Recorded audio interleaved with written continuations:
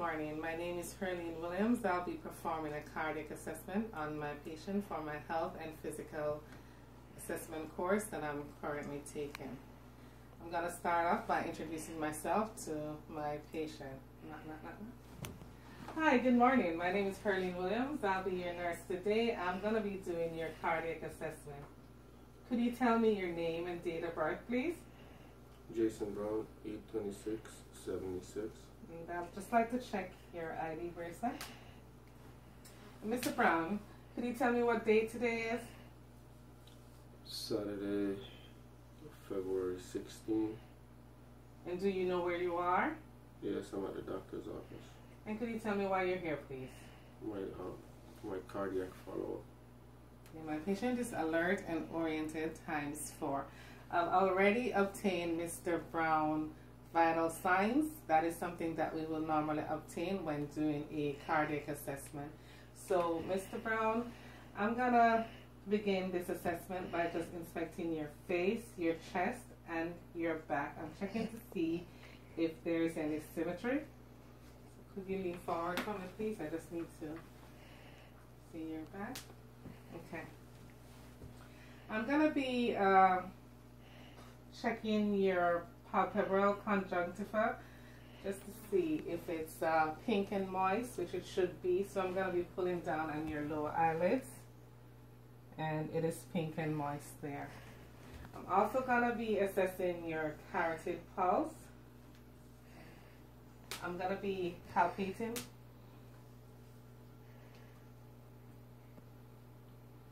I'm going to go to the other side.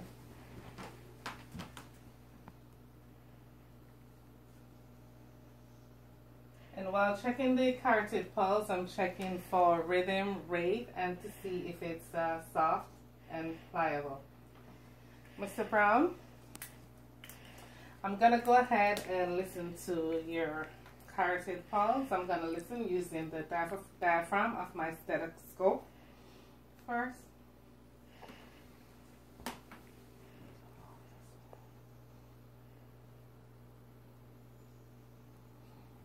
And just to do the other side.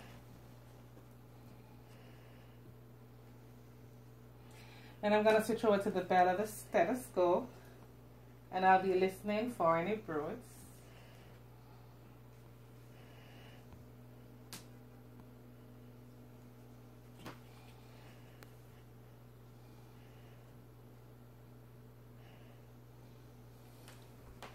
Okay, Mr. Brown, I need to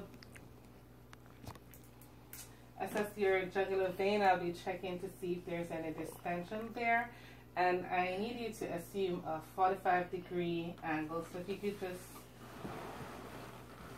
just lean back here for me, please. And just for the purpose of this video, Mr. Brown is lying in at a 45-degree angle. So I'm going to take my pen line, and if you could turn your head that way for me. I'm going to shine my pen light here. I'm checking to see if there's any distension. You turn your head that way. Okay. Mr. Brown, are you having any chest pain? No, I'm not. Any difficulty breathing? No. No? Okay. So I like to check your skin color, and I'm also checking see if it's warm. Okay. Can I see your hands, please? I'm going to be checking for your capillary refill by pushing down on your nail bed. Okay. And could you do like this one and put your fingers like this together? Like this. I'm checking to see if there's any clubbing. Okay. Right. I'm going to be listening to your heart, and I'm going to be assessing the 5 different regions of the heart.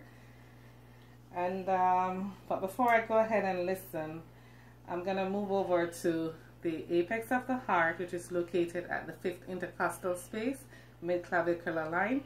And I'm just going to palpate right here. And I'm checking to see if there's any heaves or any lifts or thrills. Okay. So now I'm going to listen to the different region of the heart. I'm starting with the diaphragm of my stethoscope, and I'm gonna be starting at the aortic region, which is located at the second intercostal space on the right sternal border. Okay. I'm gonna move over to the pulmonic area, which is located at the second intercostal space on the left sternal border. Then I'm gonna listen to Erb's point, which is located at the third intercostal space at the left sternal border. And then down to the tricuspid portion of the heart, which is located at the fourth intercostal space, left sternal border.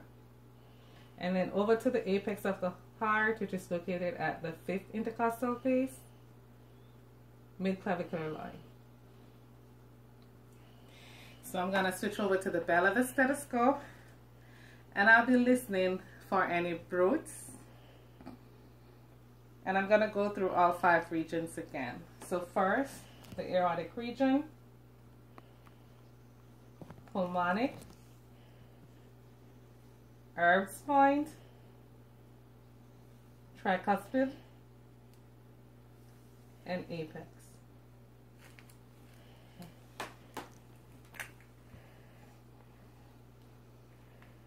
And for the purpose of this video, just to maintain Mr. Brown's privacy, I had him keep his clothes on, but when you're doing a cardiac assessment, it's routine for the chest region to be exposed. But for the purpose of this video, Mr. Brown's keeping his clothes on. I'm also gonna be assessing some other pulse sites, Mr. Brown. So I'm gonna start at your temporal. And I did the carotid pulse area already, so I'm going to check your breakout. Then your radial side. Ulnar. And the femoral region is here, but just for privacy reasons, I'm not going to access that area. I'm going to check your popliteal pulse, please, if you could. You could keep your feet down, and then come on, keep your feet down. Accessing behind the knees. And then I'm going to check the dorsalis pedis. It is located on the top of the foot. And the posterior tibialis located behind the ankle region. Mr. Brown, I'd just like to observe your feet. Is it okay if I remove your socks? And this one as well. Checking to see if there's any edema, any swelling in the feet.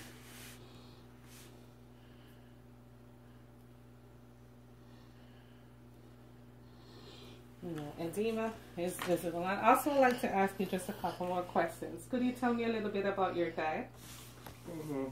So I don't have a specific diet at this time. I just eat what I'm in the mood for at a particular time. Okay.